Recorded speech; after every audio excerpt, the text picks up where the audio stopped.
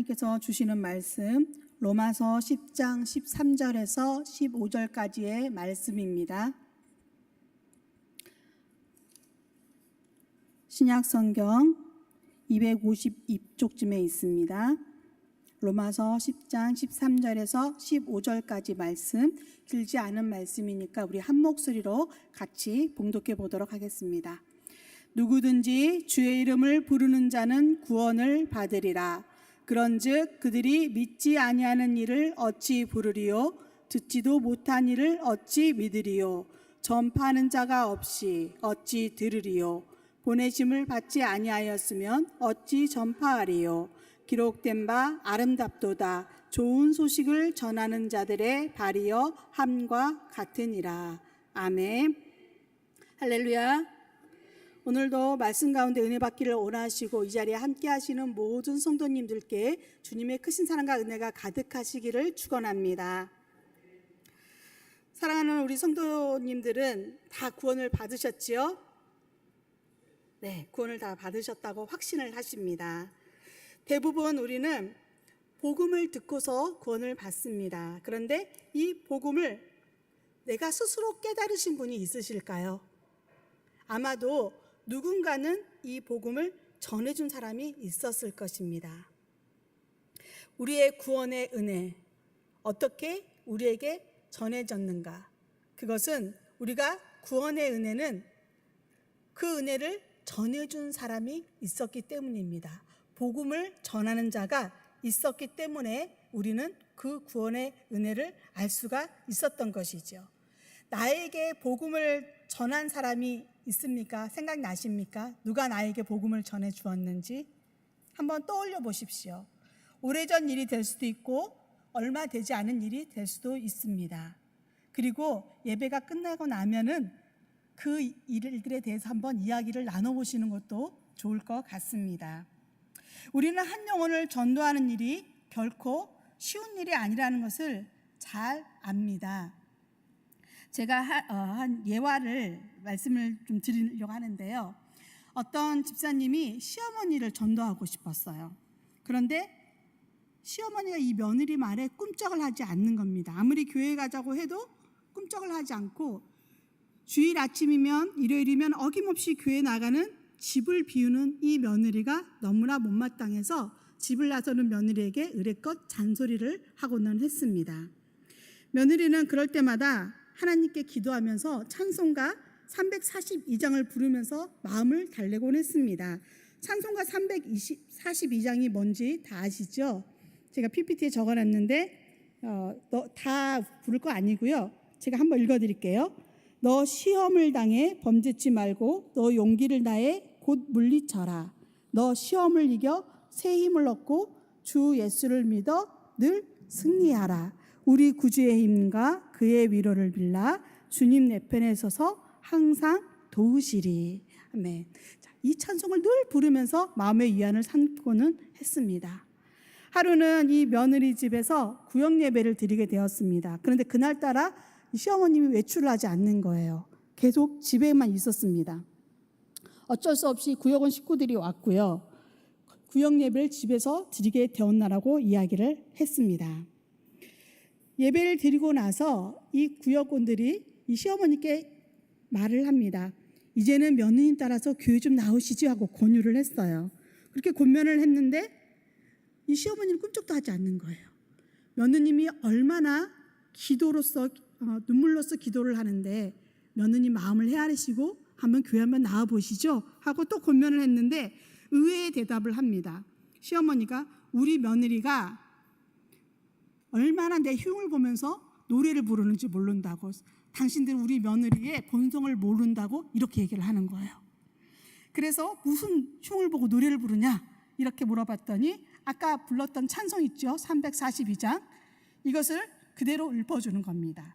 너 시험을 당해 범죄치 말고 너 용기를 다해 곧 물리쳐라. 너 시험을 이겨 새 힘을 얻고 주 예수를 믿어 늘 승리하라. 집에 가서 웃으실 건가 봐요. 네, 시어머니를 당해서 범죄치 말라고 이렇게 들은 거예요. 시어머니가 이 교회를 한 번도 다녀본 적이 없으니까 찬송가 가사를 제대로 알 리가 없었던 것이죠. 또 시어머니 마음속에 편견이 있으니까 며느리의 노랫소리가 곱게 들릴 리가 없었습니다. 자기 나름대로 해석을 해서 그렇게 오해를 하고 불렀던 것이죠. 그제야 구역원 식구들이 이 찬송가를 찾아주면서 그런 가사가 아니라고, 잘못 알고 있었다고 오해를 풀어주고, 이 시어머니는 자신의 잘못을 진심으로 뉘우쳤다라고 하는 유머러스한 이러한 예화가 있습니다. 웃자고 하는 이야기겠지만 복음을 전하는 일이 얼마나 어려운가를 보여주고 있는 예화입니다. 복음을 전하는 일은 때로는 오해를 받기 쉽고요, 관계 속에서 어려움이 있게 마련입니다. 그렇기 때문에 이 복음을 전하는 일에 눈물과 기도 없이는 복음을 전할 수가 없는 것이죠. 그럼에도 포기하지 않고 끝까지 전하는 이들이 있기에 하나님의 나라가 이어지고 구원을 받는 사람들이 날로 늘어가는 것입니다. 하나님께서 전도자를 통해서 우리에게 복음을 전하게 하지 않으셨다면 우리는 지금 이 자리에 있지 못합니다. 우리는 여전히 구원받지 못하고 있었을 것입니다. 왜냐하면 알지 못했기 때문이죠.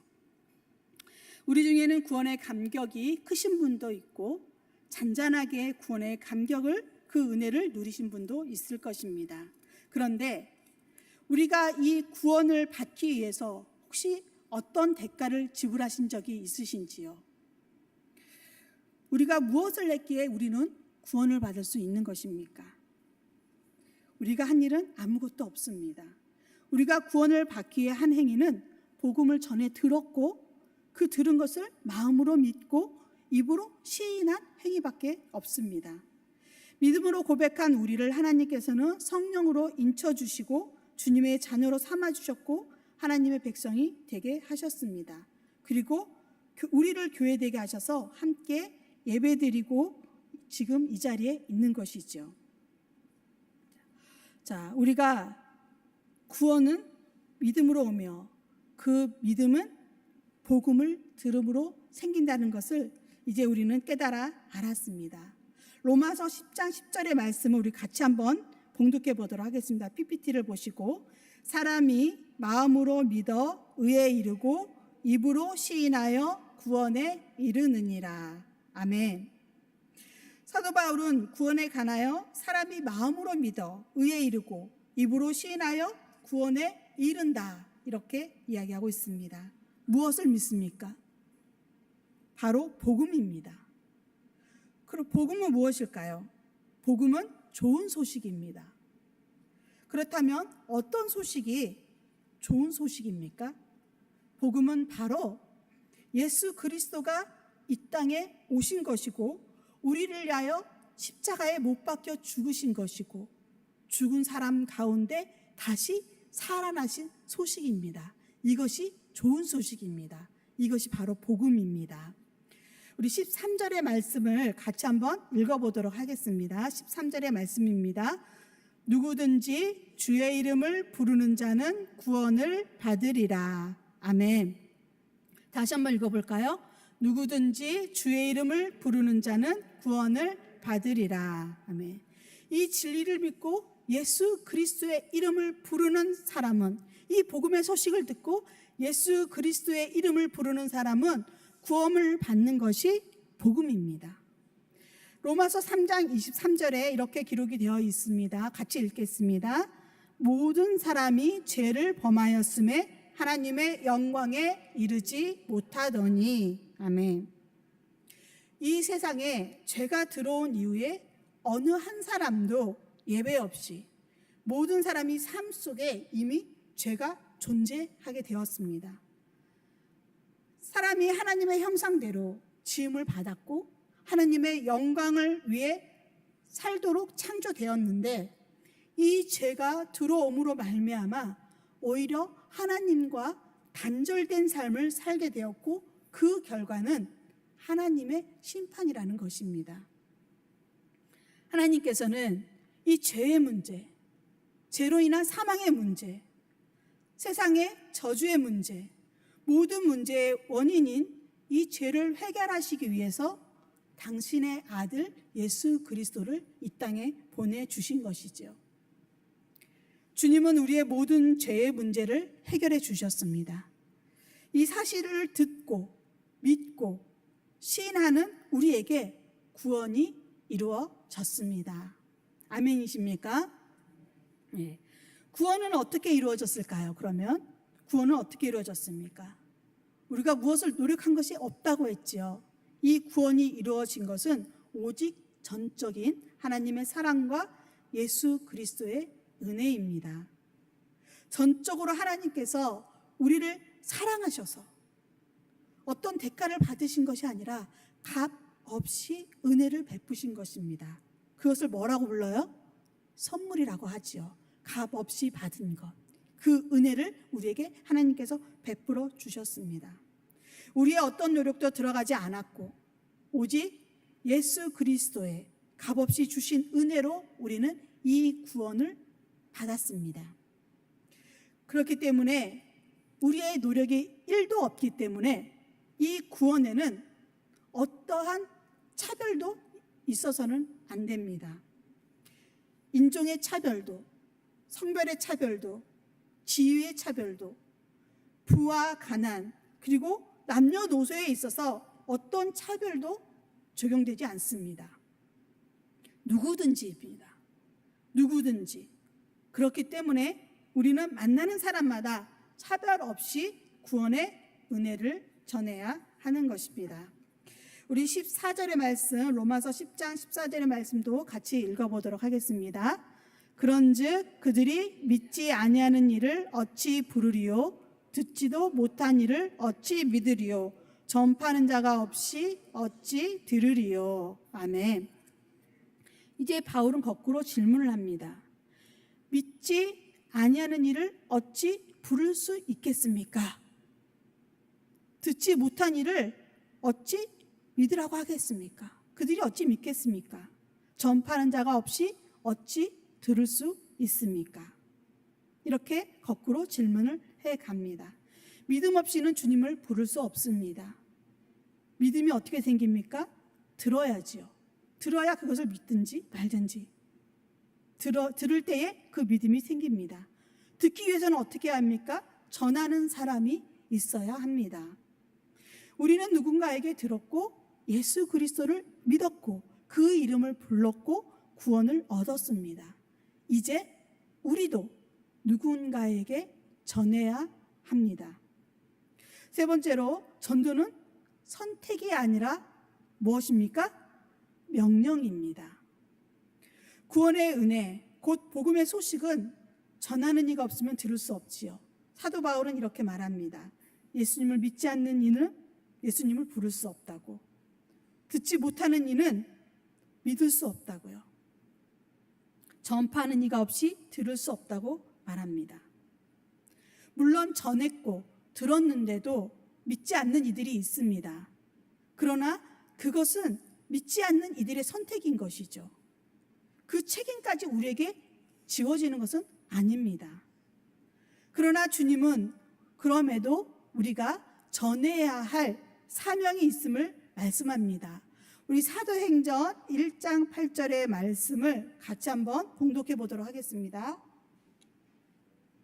오직 성령이 너희에게 임하시면 너희가 권능을 받고 예루살렘과 온 유대와 사마리아와 땅끝까지 이르러 내 증인이 되리라 하시니라. 아멘. 네. 다시 한번 해볼까요? 오직 성령이 너희에게 임하시며 너희가 권능을 받고 예루살렘과 온 유대와 사마리아와 땅끝까지 이르러 내 증인이 되리라 하시니라. 아멘. 사실 이 시대는 점점 복음을 전하기 어려운 환경에 놓여 있습니다. 도시나 시골이라 복음 전하기는 참 어렵습니다. 가나안 성도라고 들어보셨습니까? 가나안 성도라고 이 코로나 기간에 많이 언급되었던 용어입니다. 성경의 지명인 가나안을 붙여서 이제 성도라고 가나안 성도라고 했는데 이 가나안을 거꾸로 한번 해보시겠어요? 네, 안나가입니다. 안나가 성도입니다. 안나가 성도. 무슨 말씀이냐면 성도이기는 한데 특정한 곳에 한 교회에 적을 두지 않고 이 교회 저 교회 옮겨 다니며 떠돌아다니는 성도입니다. 교회는 나가지 않지만 나는 크리스천이다 라고 하는 사람들을 가나안 성도라고 말합니다. 교인이란 교회를 출석하는 성도입니다. 교회에 나가지 않는 사람에게 교인이란 용어를 사용할 수 없지요. 이들의 이유는 참 다양합니다. 그러나 예수님은 개개인이 혼자 신앙생활 하라고 하지 않으셨습니다. 우리 하나님도 구약시대부터 언약 백성의 공동체를 이루게 하셨습니다. 이스라엘 민족을 한 공동체, 믿음의 공동체로 세우셨습니다. 예수님 또한 공생의 사역을 하시면서 제자 공동체를 이루어 사역을 하셨습니다. 예수님이 능력이 없어서입니까? 두려워서입니까? 몸이 하나라서 그랬습니까? 아닙니다. 공동체로 함께 사역하는 것을 본을 보여주시는 것입니다. 오순절 마가의 다락방 성령이 임한 이후에, 성령님이 임하신 이후에 오늘날까지 무엇이 이루어졌습니까? 교회 공동체가 이루어졌습니다. 그런데 이 사회에는 지금 개인주의 성향이 너무 강하다 보니까 너도 나도 내 마음대로의 신앙생활이 넘쳐나고 있습니다. 다른 사람을 신경 쓰지 않고 배려하지 않고 다른 사람의 눈치를 보지 않기 때문에 함께 할 수 없는 것이죠. 내 소견에 옳은 대로 행하는 신앙이 넘쳐나고 있습니다. 또 요즘 현대 사회는 정말 많은 문명의 발달로 아쉬울 것이 없습니다. 하나님을 두려워하지도 않습니다. 찾지도 않습니다. 이러한 세상을 우리가 살아가면서 이러한 세상을 사는 사람들에게 전도하는 일이 얼마나 어렵겠습니까? 그래도 우리에게 복음을 전해야 할 사명을 주님은 지금도 주셨습니다. 전도는 해도 되고 안 해도 되는 것이 아니라 예수님께서 우리에게 주신 뭐라고요? 명령입니다. 명령은 어떻게 해야 돼요? 반드시 따라야 되는 거예요. 아직도 세상에는 예수님을 알지 못하고 복음을 듣지 못하는 이들이 있습니다. 무슨 말도 안 되냐고 되묻겠죠. 세상에 예수님 모르는 사람이 어딨냐고 질문할 수 있습니다. 교회가 이렇게 많은데 밤에 높은 곳에서 한번 서울시내 한번 바라보세요. 네온 사인 중에 십자가가 얼마나 많은지. 교회가 이렇게 많은데 무슨 예수님을 모른다고 이렇게 반문하는 사람들도 있을 것입니다. 이 땅에 교회가 많고 교회가 있다는 것을 안다고 해서 기독교가 있다는 것을 안다고 해서 그리스도인들이 많다는 것을 알았다고 해서 세상이 복음을 안다고 할 수 없습니다. 진정한 복음이 무엇이라고요? 예수 그리스도가 이 땅에서 우리에게 행하신 일, 그 소식이 바로 복음입니다. 교회가 많은 걸 안다고 해서 기독교인이 많은 걸 알았다고 해서 복음을 사람들이 알고 있다고 생각하지 마십시오. 우리는 복음을 전해야 할 사명이 있습니다. 예수 그리스도를 전해야 할 사명이 있습니다. 예수님이 이 땅에 오셔서 무엇을 하셨는지, 우리를 위해 어떠한 일을 행하셨는지를 전해야 할 사명이 우리에게 있습니다. 우리 그리스도인들은 알지 않습니까? 아는 사람이 전해야 하죠. 그렇기에 우리는 예수 그리스도, 곧 복음을 전할 사명을 갖고 있는 것입니다. 이 복음을 전하기 위해 다니는 발은 성경에 뭐라고 되어 있어요? 아름다운 발이랍니다. 아름다운 소식을 들고 다니기 때문에 아름다운 발이랍니다. 그 아름다운 소식이 뭡니까? 좋은 소식. 그 좋은 소식이 뭐예요? 복음이에요. 자, 말씀을 마무리하도록 하겠습니다. 그러면 아름다운 발로 사는 삶은 어떤 삶입니까? 바울이 또 이렇게 말합니다. 성경이 이렇게 말씀합니다. 15절 말씀 같이 읽겠습니다. 보내심을 받지 아니하였으면 어찌 전파하리요? 기록된 바 아름답도다 좋은 소식을 전하는 자들의 발이여 함과 같으니라. 아멘. 우리는 모두 예수님을 구주로 믿고 고백하신 줄 믿습니다. 우리는 좋은 소식, 복음을 전하라고 보내심을 받은 이들인 줄 믿습니다. 네. 보냄을 받았으면 어떻게 해야 돼요? 가야 합니다. 무엇을 들고 가야 합니까? 좋은 소식을 들고 가야 합니다. 맞습니까? 내가 그 소식을 들고 가야 되는 것이 맞습니까? 네. 우리 옆분들이 들고 가야 된다 생각하시는 건 아니시죠? 혹은 목사님만, 장로님만, 권사님들만 이렇게 생각하시는 것은 아니시겠죠? 누구나, 누구에게든지 이 복음을 들은 사람은 또 전해 주어야 할 사명이 있는 것입니다. 우리는 여전히 계속 돌봄만 받아야 되는 어린 양들이 아닙니다. 우리의 일상에서 만나는 사람들에게 그들이 하나님을 믿는지 관심도 없고 복음을 전하지 않는다면 그것은 우리에게 문제가 있는 것입니다. 요한복음 20장 21절 말씀 우리 같이 한번 읽어보도록 하겠습니다. 예수께서 또 이르시되 너희에게 평강이 있을지어다. 아버지께서 나를 보내신 것 같이 나도 너희를 보내노라. 아멘. 그것은 성경 말씀이 아니고요. 제가 밑에 따로 써놓은 겁니다. 예수님께서 분명히 말씀하고 계십니다. 아버지께서 나를 보내신 것 같이 나도 너희를 보내노라.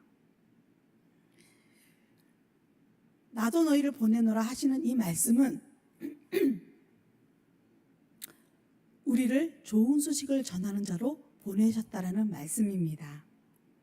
특정 인물만 하는 것이 아니고 예수님의 12제자에게만 하시는 말씀이 아니라 오늘을 사는 예수 그리스도를 믿는 우리 모두에게 해당되는 말씀입니다. 이제 우리는 어디로 이 좋은 소식을 전하러 가야 할까요? 가셔야죠. 이 교회 문을 나서면 이 예배 시간이 끝나고 나면 좋은 소식을 전하러 가셔야죠. 어디로 가시겠습니까? 우리의 가정으로, 우리의 일터로, 우리의 이웃에게, 그리고 일상에서 만나는 모든 사람들에게 이 좋은 소식을 전하러 가시기 바랍니다. 주님께서 기뻐하시는 일에 적극적으로 동참하시기를 바랍니다. 주님께서는 여러분의 발이 좋은 소식을 전하는 우리 성도님들의 발이 아름답다라고 말씀하고 계십니다. 주님의 명령을 따라서 순종하는 믿음의 삶을 사는 저와 우리 모든 성도님들이 되시기를 주님의 이름으로 축원합니다. 기도하겠습니다. 사랑의 하나님 아버지 감사합니다. 오늘 주님께서 저에게 주시는 귀한 음성을 듣고 깨닫게 하시니 감사합니다.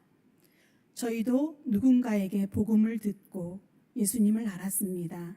그 예수님을 믿고 예수님의 이름을 부르고 구원을 받았습니다. 이제 우리에게 그 복음을 들고 나아가라고 말씀하십니다. 그 복음을 전하는 아름다운 발이 되라고 말씀하십니다. 주님의 명령을 듣고 순종하는 우리 모든 성도들이 다 될 수 있도록 주님 함께하여 주시옵소서. 예수님의 이름으로 기도드립니다. 아멘. 우리